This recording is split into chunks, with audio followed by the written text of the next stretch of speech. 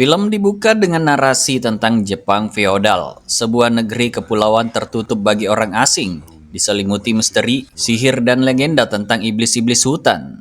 Negeri itu terbagi dalam berbagai provinsi yang saling bersaing, masing-masing dipimpin oleh para daimyo di bawah kekuasaan shogun, dan kedamaian dijaga oleh para samurai yang hidup demi kehormatan. Bagi samurai, kehilangan tuan berarti kehilangan segalanya dan menjadi ronin, samurai tanpa tuan. Nah, untuk memahami kisah 47 Ronin adalah memahami jiwa Jepang, dan semuanya bermula dari seorang anak lelaki misterius. Di suatu hari yang berkabut, pasukan Lord Asano dari Provinsi Ako menemukan seorang bocah terkapar di sungai. Tubuhnya lemah akibat kelelahan setelah melarikan diri dari hutan. Anak itu berdarah campuran, berbeda dari kebanyakan orang di negeri tersebut. Ia sebelumnya diburu oleh makhluk iblis karena memiliki kemampuan khusus yang tak biasa. Saat Oishi, salah satu samurai kepercayaan Asano, memeriksa tubuh bocah itu, ia menemukan goresan aneh di belakang kepalanya. Tanda yang membuatnya yakin bahwa anak itu bukan manusia biasa, melainkan bagian dari siluman. Dia siluman tuanku, ujar Oishi tegas. Namun Lord Asano memandang bocah itu dengan belas kasih.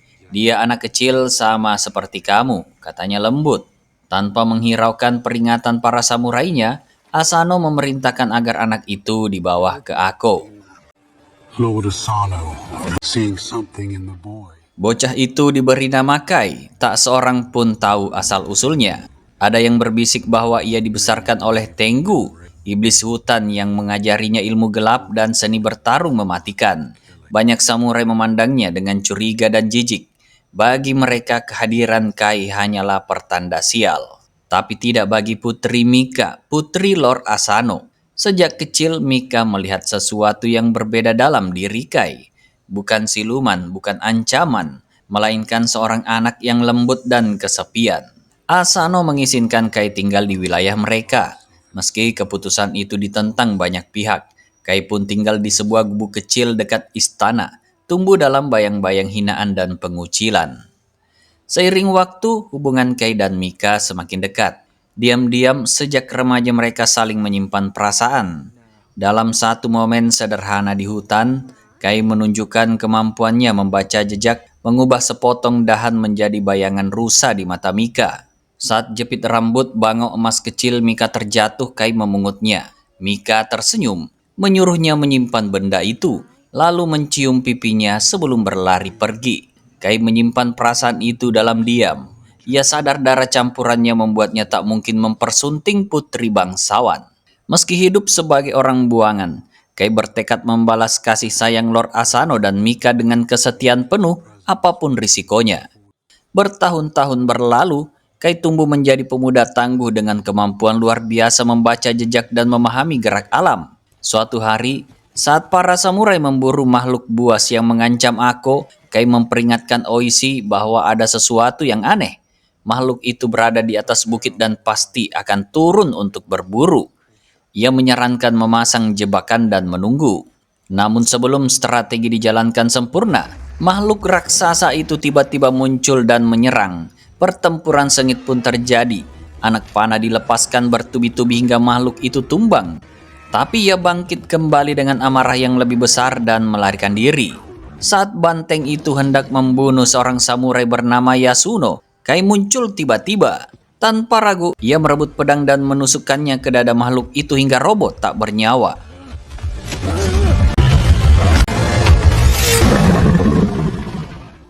Setelah semuanya usai, Kai mencabut pedang dari tubuh banteng dan mengembalikannya kepada Yasuno. Bukannya berterima kasih, Yasuno yang sombong melontarkan hinaan. Ia berkata lebih baik mati diterkam binatang itu daripada diselamatkan oleh seorang blasteran. Lord Asano tetap memuji Yasuno di hadapan semua orang, menyatakan bahwa kini Ako dapat menyambut kedatangan Shogun tanpa rasa takut. Oishi bahkan memotong tanduk banteng sebagai simbol kemenangan bagi provinsi mereka.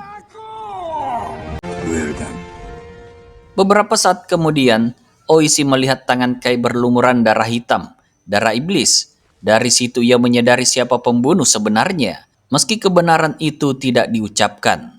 Di tengah perayaan, Kai berdiri sendiri. Di balik pepohonan, Ia melihat seekor rubah putih bermata biru dan emas menatapnya. Tatapannya terasa ganjil, seolah menyimpan rahasia. Kai mengabaikannya dan kembali ke gubuk deritanya tanpa menyadari bahwa takdir besar telah mulai bergerak.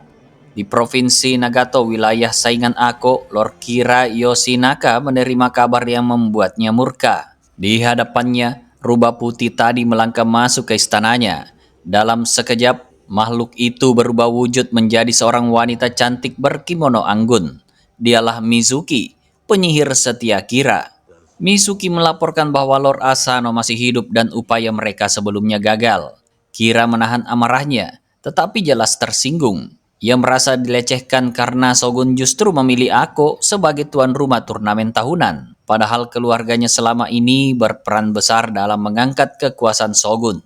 Mizuki menenangkannya. Ia berkata masih ada cara untuk menghancurkan Asano, bukan hanya membunuhnya, tetapi juga mempermalukannya di hadapan seluruh Jepang. Serangan harus dilakukan saat Shogun berada di Ako, dan kelemahan terbesar Asano, menurutnya, adalah putrinya sendiri, Mika. Sementara itu di Ako, suasana berbeda terasa. Putri Mika sibuk mempersiapkan penyambutan besar bagi Shogun. Ia ingin semuanya sempurna demi kehormatan ayahnya. Ketika Lord Asano kembali dari perburuan bersama para samurai, kabar kemenangan atas makhluk buas disambut lega. Asano memuji Yasuno sebagai pahlawan meski kebenaran sebenarnya tersembunyi. Asano kemudian memberitahu Mika bahwa Shogun Tokugawa Tsunayoshi telah menunjuk Ako sebagai tuan rumah turnamen tahunan. Petarung Ako akan berhadapan dengan petarung dari Nagato, wilayah yang dipimpin Lord Kira, saingan lamanya. Mika memastikan seluruh persiapan telah dilakukan, dari tribun hingga penyambutan para bangsawan tamu. Asano memandang putrinya dengan bangga, teringat mendiang istrinya. Di ruangan lain, Oishi berbicara dengan istrinya Riku mengenai putra mereka Chikara yang terus berlatih demi mendapatkan pengakuan sang ayah. Ketegangan terasa di udara seolah pertanda sesuatu akan terjadi. Malam itu, Mika diam-diam meninggalkan istana untuk menemui Kai di gubuknya. Ia mendengar Kai terluka saat perburuan. Dengan lembut, Mika membersihkan luka di punggungnya, lalu mengungkapkan bahwa ia melihat rasa malu di mata Yasuno saat dipuji. Bahkan ketika Kai menyelamatkan mereka, kebencian tetap ia terima. Kai menjawab tenang bahwa para samurai ayahnya telah memperlakukannya sebaik yang bisa diharapkan. Mika tidak puas dengan jawaban itu. Ia ingin lebih untuknya. Ketika Mika memintanya menatap dan berkata bahwa ia tidak mencintainya, Kai tak mampu berbohong. Ia mengakui akan selalu mencintainya. Hanya saja ia merasa mereka hidup di dunia yang berbeda. Ia meminta Mika kembali ke istana demi menjaga kehormatannya. Keesokan malamnya, Shogun Tokugawa Tsunayoshi tiba di Ako bersama rombongan bangsawan termasuk Lord Kira. Upacara penyambutan berlangsung megah di mana Shogun memuji keindahan Ako dan menyatakan antusiasmenya terhadap turnamen. Kai menyelinap diam-diam untuk menyaksikan acara itu dari kejauhan.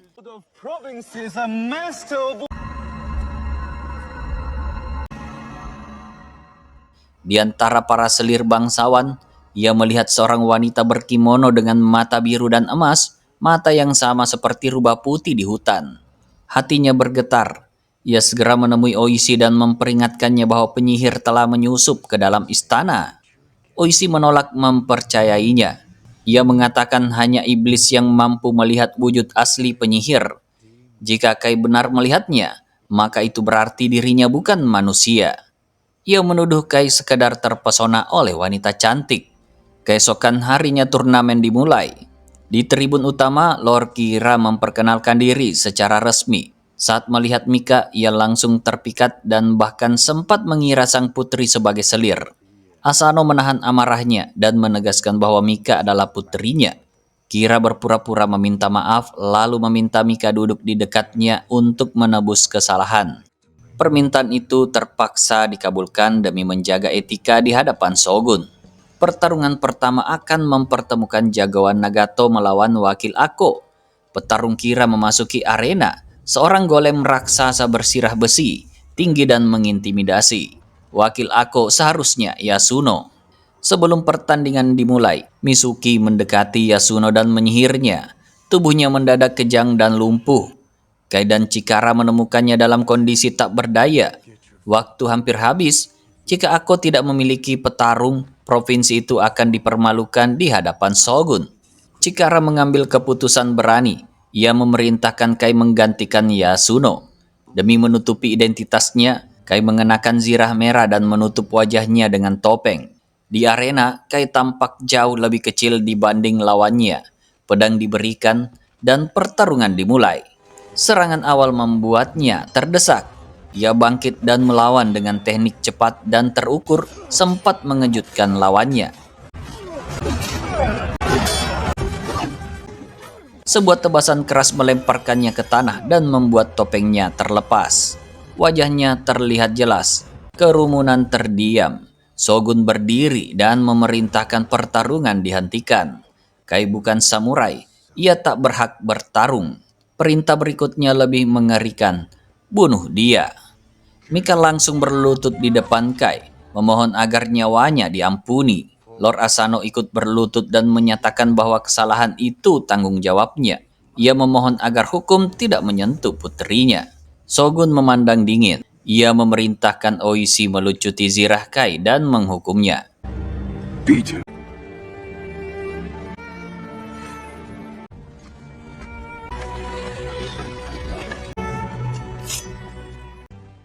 Oishi menjalankan perintah. Zirah merah dipotong dari tubuh Kai. Ia dipaksa berlutut, lalu dipukuli oleh para samurai menggunakan tongkat kayu. Chikara menyaksikan dengan rahang mengeras, menahan diri untuk tidak bertindak. Baso akhirnya melangkah maju, berbisik meminta maaf sebelum memukul Kai dengan keras hingga ia roboh. Di dalam istana, Asano diliputi rasa malu dan amarah. Mika mencoba menjelaskan, tetapi ayahnya menolak mendengarkan. Ia menutup pintu di hadapannya dan mengunci diri. Di sisi lain, saat masih bermalam di kastil Ako, Kira Yoshinaka menerima kunjungan rahasia dari penyihirnya Mizuki. Dengan tenang ia mengatakan bahwa ia sudah mulai merasakan kelemahan dalam diri Asano Naganori. Pikiran Asano tidak lagi stabil. Inilah saat yang telah mereka rencanakan. Saat untuk merebut Ako. Kira masih menyimpan keraguan. Ia tahu langkah ini berisiko besar.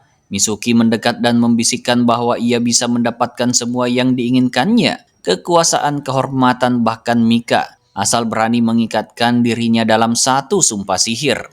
Ia meminta Kira menunjukkan keberanian dan menyerahkan hatinya. Setelah ritual itu dilakukan, tidak akan ada jalan kembali. Mereka akan terikat satu sama lain. Mizuki mencampurkan darah Kira dengan mantranya, membentuk perjanjian gelap yang tak terpisahkan. Ia berjanji tak akan ada yang mampu menghalangi ambisi itu. Bahkan air mata para janda pun tak berarti apa-apa di hadapan tujuan yang ingin dicapai. Dari gabungan keduanya, Mizuki menciptakan seekor laba-laba hitam beracun, alat untuk menjalankan rencana berikutnya. Malam itu ia menyelinap ke kamar Asano yang sedang terlelap. Dengan satu tiupan lembut, ia memperdalam tidurnya. Laba-laba itu diletakkan di bibir Asano. Racun ungu menetes perlahan ke dalam mulutnya. Saat ia terbangun dalam keadaan setengah sadar, cairan itu sudah tertelan. Tak lama kemudian Asano mendengar teriakan Mika memanggilnya. Suara itu terdengar begitu nyata dan penuh ketakutan. Dalam kepanikan, ia meraih pedangnya dan berlari menuju sumber suara. Di sana ia melihat pemandangan yang menghancurkan. Mika hendak diperkaos oleh Lord Kira. Amarahnya meledak, ia mengangkat pedang lalu menebas punggung Kira dari belakang. Para pengawal Kira menerobos masuk, disusul Oishi yang langsung menahan tuannya dan segera menyadari bahwa tuannya telah disihir. Mendengar suara Mika memanggilnya, seketika kabut di mata Asano menghilang. Ia melihat kenyataan yang berbeda. Kira ternyata sendirian di kamarnya. Semua yang dilihat Asano hanyalah ilusi. Tepat saat Shogun muncul dan menyaksikan kejadian itu.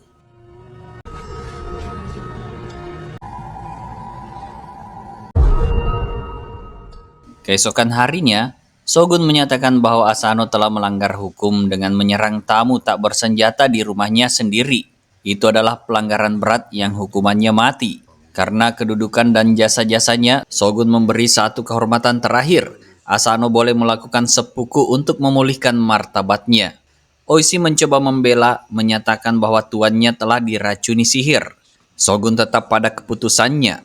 Asano menerima takdirnya dengan tenang. Ia mengatakan bahwa jika ia menolak, rakyatnya yang akan menanggung aib dan hukuman. Ia meminta Oishi berjanji melindungi Mika dan Ako dari musuh-musuh mereka. Keesokan harinya, Asano berjalan untuk terakhir kalinya. Semua orang berlutut. Mika berlari menghentikannya sambil menangis. Asano menatapnya lembut dan meminta agar ia tidak memperlihatkan air mata di hadapan orang lain. Di ruang yang telah ditutup kain putih upacara dilaksanakan. Asano meraih pedang tantonya, membuka kimono dan meletakkan surat terakhir di sampingnya. Dengan keteguhan seorang samurai, ia menusukkan pedang pendek ke perutnya dan menyelesaikan ritual itu. Oishi sebagai pendampingnya mengangguk hormat sebelum memenggal kepala tuannya untuk mengakhiri penderitaan.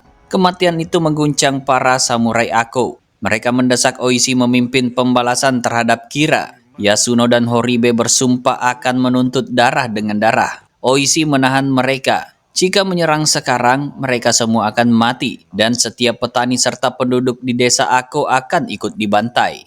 Mereka harus memikirkan rakyat lebih dulu. Pembalasan membutuhkan waktu dan rencana. Di dalam istana, pelayan membawa racun kepada Mika agar ia mengakhiri penderitaannya. Mika menolak, ia berkata mereka belum kehilangan Ako. Saat Shogun bersiap meninggalkan Ako, para samurai yang tersisa berkumpul di halaman. Atas isyarat Oishi, mereka berlutut serempak dan meletakkan pedang di tanah sebagai tanda tunduk pada keputusan sang penguasa tertinggi. Shogun memanggil putri Mika. Ia menyampaikan belasungkawa atas kematian Asano yang menurutnya telah menghadapi ajal dengan bermartabat. Dengan suara tenang namun penuh beban, Mika memohon agar diizinkan mengurus tanah ayahnya sampai ia menikah. Shogun menjawab bahwa ia telah mempertimbangkan hal itu. Demi mencegah pertikaian antar klan, ia memutuskan bahwa Ako dan Nagato akan disatukan. Penyatuan itu akan disegel melalui pernikahan antara Mika dan Kira. Mika diberi waktu 1 tahun untuk berkabung, tetapi selama itu ia harus tinggal di kastil Kira sebagai tamu hingga hari pernikahan tiba. Lalu Shogun menyampaikan kepada Oishi bahwa mulai hari itu, ia adalah Ronin, samurai tanpa tuan. Ia dilarang mencari balas atas kematian Asano. Setelah itu, Shogun secara resmi menyerahkan wilayah Ako kepada Kira dan berangkat meninggalkan kastil. Begitu rombongan pergi, Kira berdiri di hadapan para samurai Ako dan menunjukkan kekuasaan barunya. Ia mengusir mereka dari tanah itu. Siapapun yang tetap tinggal akan diburu dan dieksekusi. Kai diseret ke halaman dalam keadaan terikat. Kira memaksa Mika menyaksikan dan dengan dingin mengatakan bahwa itu akan menjadi terakhir kalinya sang putri melihat pria itu. Kai pun dibawa pergi sementara Mika hanya bisa menatap tanpa daya. Kira belum selesai. Ia berkata kepada anak buahnya bahwa ia tidak percaya pada Oishi. Tanpa perlindungan kedudukan, Oishi tak lagi berarti apa-apa. Ia memerintahkan agar Oishi dilemparkan ke dalam lubang penjara bawah tanah dan semangatnya dipatahkan. Selama 1 tahun penuh, Oishi hidup dalam kegelapan dan penderitaan. Setahun kemudian, pintu selnya dibuka. Ia tidak dibebaskan dengan hormat, melainkan diarak melewati jalanan oleh anak buah Kira sebagai tontonan penghinaan. Tubuhnya yang lemah akhirnya dilempar ke tengah hujan. Chikara berlari memanggil ayahnya. Bersama Riku, mereka membantu Oishi berdiri dan membawanya pulang. Ia diberi makan dan dirawat. Begitu cukup kuat untuk berbicara, Oishi bertanya tentang anak buahnya. Riku menjawab bahwa mereka semua telah meninggalkan Ako dan tercerai-berai. Ia lalu menanyakan Mika. Masa berkabungnya hampir selesai, dan Kira telah membawanya ke kastil untuk mempersiapkan pernikahan. Dengan suara berat, Oishi menanyakan Kai. Chikara menjelaskan bahwa orang-orang Kira menjualnya ke Pulau Belanda sebagai budak di kapal-kapal dagang asing. Mendengar itu, Oishi segera memerintahkan 3 kuda disiapkan. Sebelum berangkat, ia berbicara kepada Riku. Dunia harus percaya bahwa ia telah menceraikannya. Itu satu-satunya cara melindunginya dari apa yang akan ia lakukan.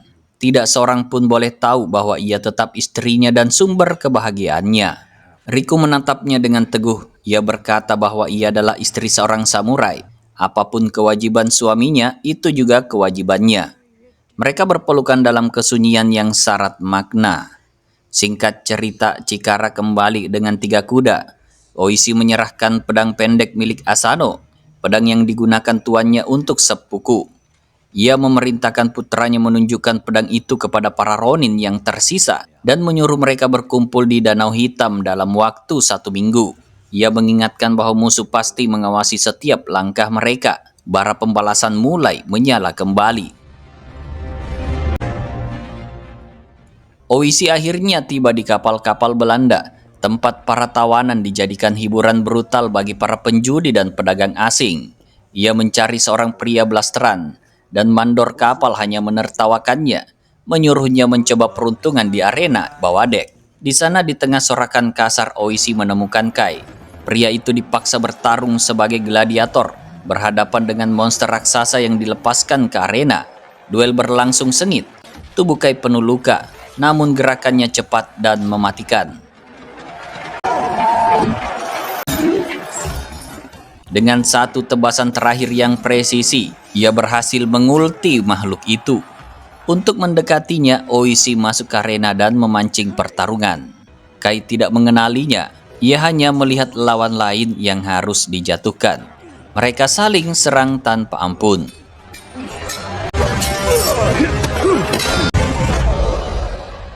Saat Kai berhasil menjebak dan hampir menghabisi Oishi, barulah Oishi berteriak menyebut namanya dan menyebut Mika.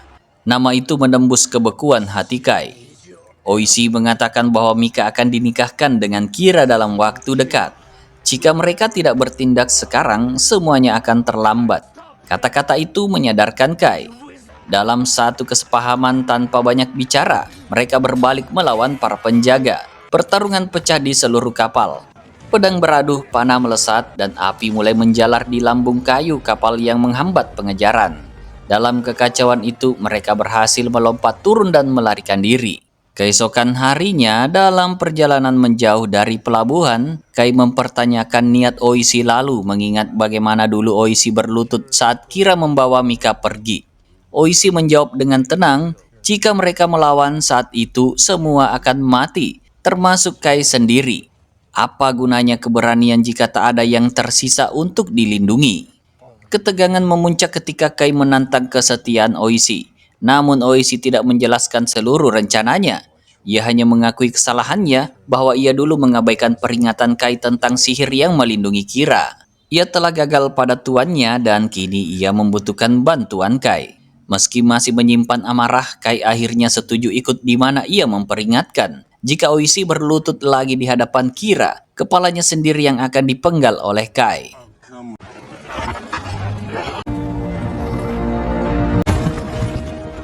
Sementara itu di kastilnya, Kira berlatih tanding dengan 2 anak buahnya menggunakan pedang kayu berat. Di bawah tatapan Mika yang terpaksa menyaksikan, seorang bawahan datang membawa kabar bahwa Kai telah melarikan diri, dibantu seorang samurai. Nama Oishi langsung terlintas di benaknya. Kira memerintahkan Mizuki untuk menemukan Oishi. Ia ingin membunuhnya sendiri. Tak lama kemudian, Oishi dan Kai tiba di tepi Danau Hitam tempat para ronin berkumpul diam-diam. Chikara berhasil menghimpun mereka kembali. Suasana berubah haru saat para ronin melihat Oishi hidup dan kembali memimpin. Meskipun kehadiran Kai tampaknya tidak diterima dengan hangat. Di hadapan mereka, Oishi menyampaikan rencananya. Hari itu mereka mungkin hanya ronin, samurai tanpa tuan, tetapi saatnya telah tiba. Jalan yang akan mereka tempuh hampir pasti berujung pada kematian. Bahkan jika berhasil membunuh Kira, mereka akan dihukum gantung karena melanggar perintah Shogun di mana Oishi bersumpah tidak akan beristirahat sampai keadilan ditegakkan dan tuannya tenang dalam damai. Sorakan para ronin menggema, tekad mereka menyatu.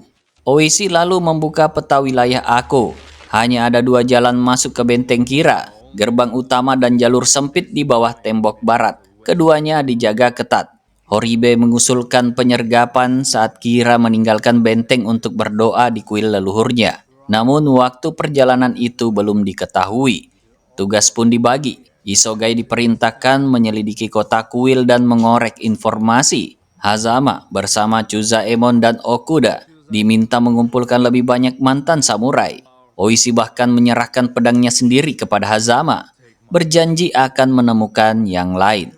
Sisanya akan menuju Uetsu, desa para empu terbaik negeri untuk mendapatkan senjata. Ketika Yasuno mempertanyakan kehadiran Kai, Oishi menjawab tegas bahwa ia sendiri yang memintanya datang. Saat ada yang menyindir Kai bukan samurai, Oishi mengingatkan bahwa tak seorang pun dari mereka masih menyandang gelar itu. Mereka semua telah kehilangan tuan. Perjalanan membawa mereka ke Uetsu.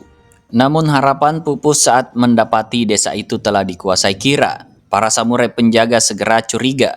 Tangan Chikara yang kasar dan penuh bekas latihan bukanlah tangan petani. Saat penyamaran terbongkar, Kai bergerak lebih cepat dari siapapun. Ia menyerang tanpa ragu, bahkan memanah seorang penjaga yang mencoba melarikan diri. Dalam kekacauan singkat itu, Kai langsung melucuti pedang dan perlengkapan yang masih bisa diselamatkan. Oishi memerintahkan yang lain membantunya. We'll need more swords. Whatever you can sell. Di kastil Kira, Mika duduk di hadapan Mizuki di mana penyihir itu menyuruhnya makan. Ia mengatakan tak peduli jika Mika kelaparan. Sebentar lagi tuannya akan menjadi penguasa seluruh Jepang dan Mika bisa saja mengakhiri hidupnya seperti ayahnya dulu. Dengan tatapan tajam, Mika menuduhnya sebagai pembunuh ayahnya. Mizuki hanya tersenyum tipis dan membalas bahwa justru Mika lah yang mematahkan hati Asano, bahwa cintanya telah dianggap sebagai pengkhianatan. Kata-kata itu sengaja ditanamkan untuk melukai, mempermainkan rasa bersalah dan duka yang masih membelenggu Mika. Sementara itu, masih di desa Uetsu, Oishi mempertimbangkan pergi ke Hida untuk mencari senjata, berharap masih ada sekutu yang mau membantu. Namun Kai menolak gagasan itu. Menurutnya, orang-orang Kira pasti telah menguasai seluruh wilayah. Tidak ada yang tersisa di sana. Kai lalu menyebut sebuah tempat yang hanya dianggap legenda oleh kebanyakan orang, lautan pepohonan, hutan Tenggu. Di sanalah katanya mereka bisa menemukan pedang yang benar-benar mereka butuhkan. Oishi meragukannya, menganggapnya sekedar mitos, tapi Kai mengaku pernah hidup di sana.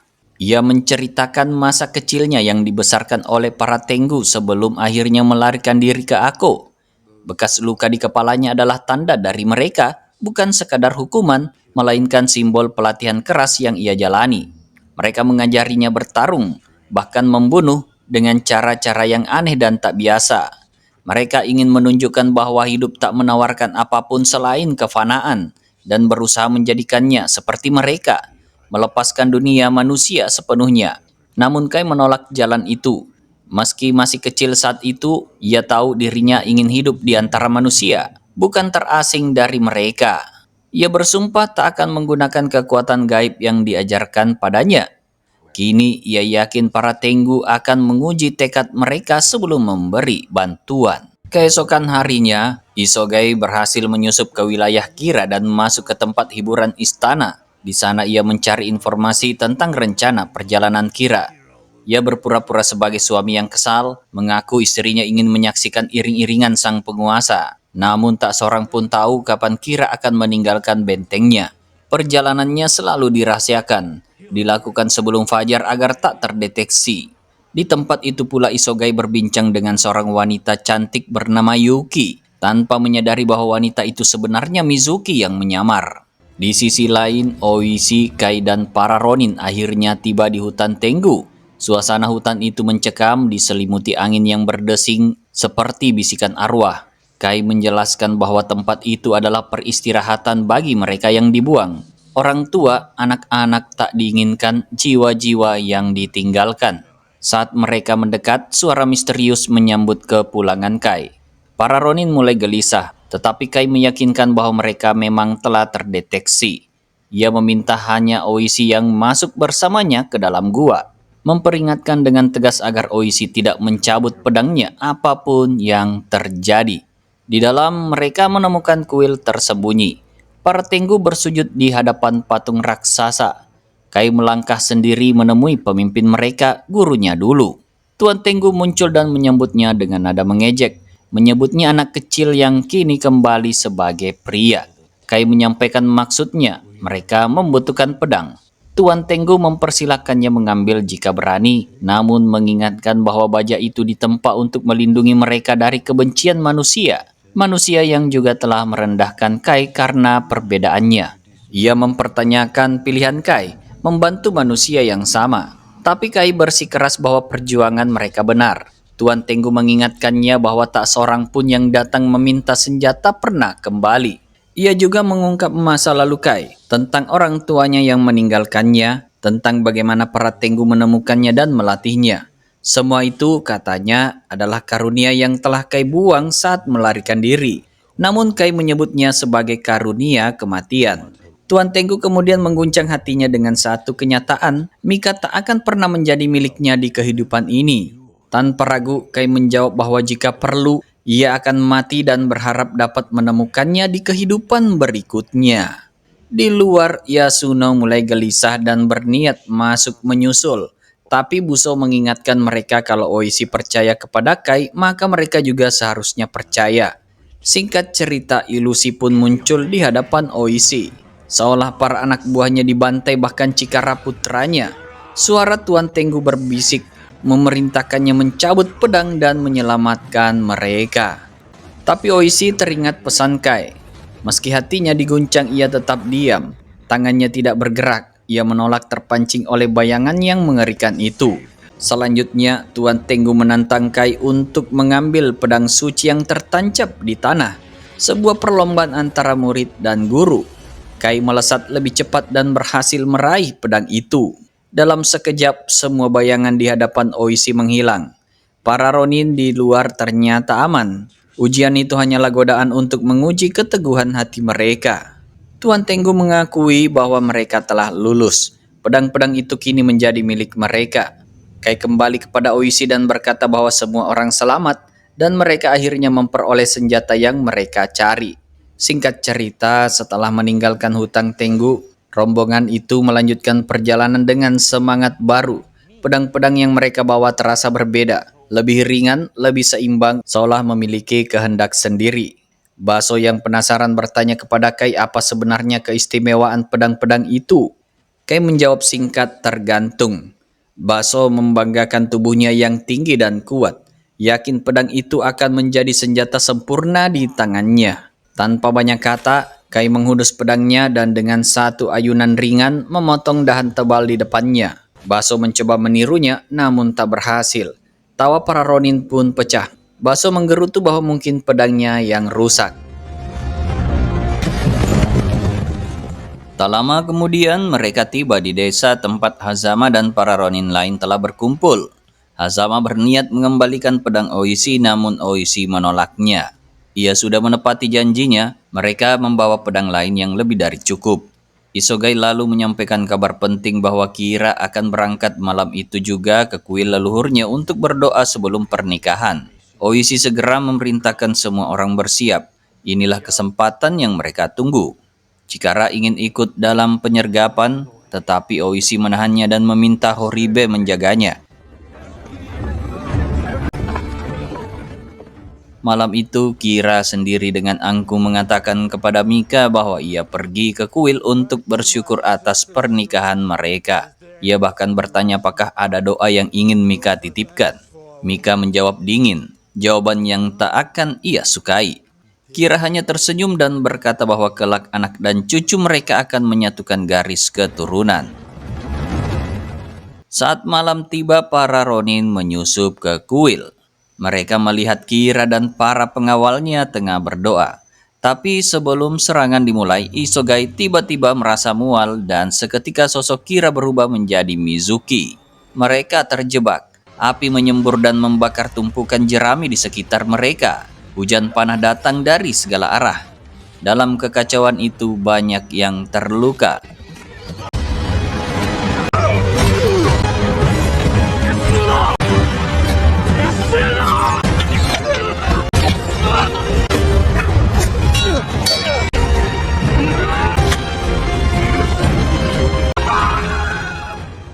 Hazama gugur, dan keesokan harinya Mizuki menyerahkan pedang milik Oishi dari tangan Hazama mengira Oishi telah tewas.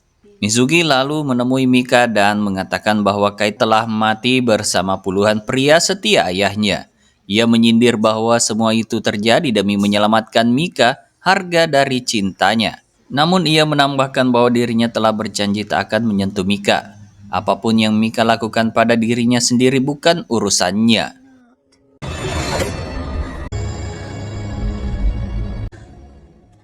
Para Ronin yang selamat kembali ke Uetsu membawa Baso yang terluka parah. Dalam napas yang tersisa, Baso mengaku bahwa saat kecil, ia sering melempari Kai dengan batu dan bersembunyi. Kai tersenyum lemah dan mengatakan ia selalu tahu. Ia bisa melihat perut Baso yang menonjol dari balik pohon. Baso meminta maaf, menyebut Kai orang baik, lalu menghembuskan napas terakhirnya. Di depan makam Baso, Oishi menyesali keputusannya di masa lalu. Ia merasa seharusnya bertindak cepat saat Asano wafat. Bahkan jika gagal, setidaknya itu terhormat. Namun Kai mengingatkan bahwa mereka masih punya pedang dan elemen kejutan. Kira mengira mereka telah musnah. Justru itulah keunggulan mereka. Keesokan paginya saat sarapan, Kai melihat rombongan penari menuju istana Kira untuk tampil dalam pernikahan. Sebuah rencana pun muncul. Mereka menghentikan rombongan itu dan meminta bantuan. Oishi mengenali mereka pernah tampil di Ako. Setelah penjelasan singkat, rombongan itu bersedia membantu. Yasuno kemudian meminta maaf karena tak pernah berterima kasih ketika dulu diselamatkan oleh Kai, lalu menyerahkan pedang Baso kepadanya, mengatakan seorang samurai membawa 2 pedang. Kai menerimanya dengan penuh hormat. Di hadapan para Ronin, Oishi mengucapkan sumpah. Jika kejahatan tidak dihukum, dunia menjadi tidak seimbang. Jika kesalahan tak dibalas, langit pun malu. Mereka mungkin akan mati, tetapi keberanian mereka akan dikenang anak cucu. Malam itu, mereka akan memulihkan kehormatan dan membalas tuannya. Satu persatu mereka menandai sumpah dengan cap jempol sebagai simbol tekad.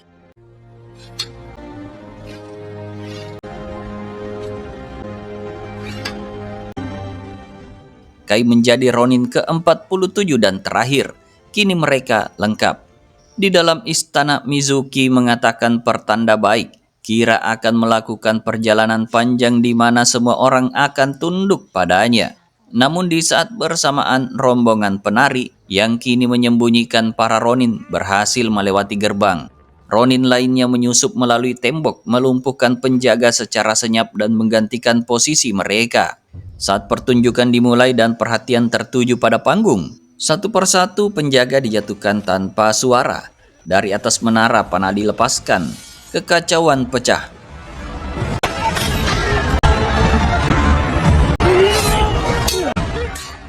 Kai berhasil meledakkan gudang mesiu, menghancurkan prajurit raksasa andalan Kira.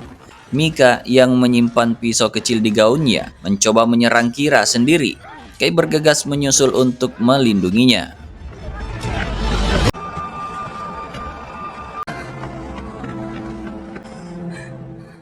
Mizuki muncul dan menghadang Kai. Ia mengejeknya, bertanya apakah ia tak takut, bahkan pada kematian. Kai tetap berdiri tegak.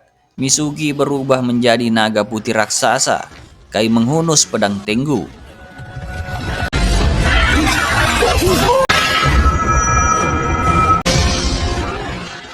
Di sisi lain, Oishi berhadapan langsung dengan Kira dalam duel 1 lawan 1. Pedang beradu dengan sengit.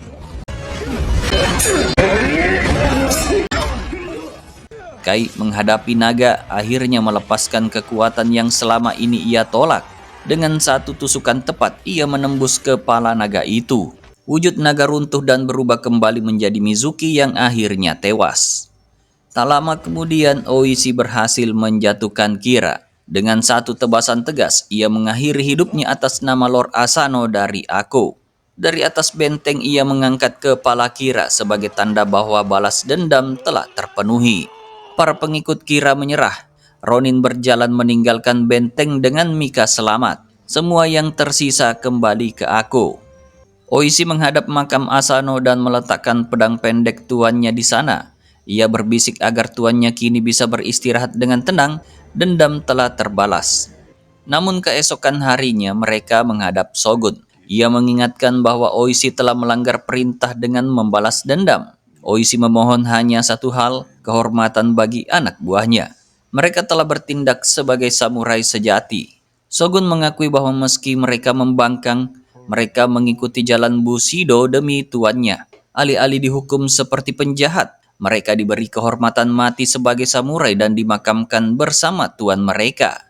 Malam terakhir itu, Kai dan Mika berbicara berdua. Mika mengatakan dunia ini hanyalah persiapan bagi kehidupan berikutnya. Yang penting adalah meninggalkannya dengan mencintai dan dicintai. Kai berjanji akan mencarinya di 1000 dunia dan 10.000 kehidupan sampai menemukannya. Mika berkata ia akan menunggu di semuanya. Pagi hari, para Ronin bersiap menjalani seppuku. Namun sebelum dimulai, Shogun memanggil Chikara. Ia tak ingin memutus garis keturunan Oishi. Putranya akan hidup dan mengabdi pada aku.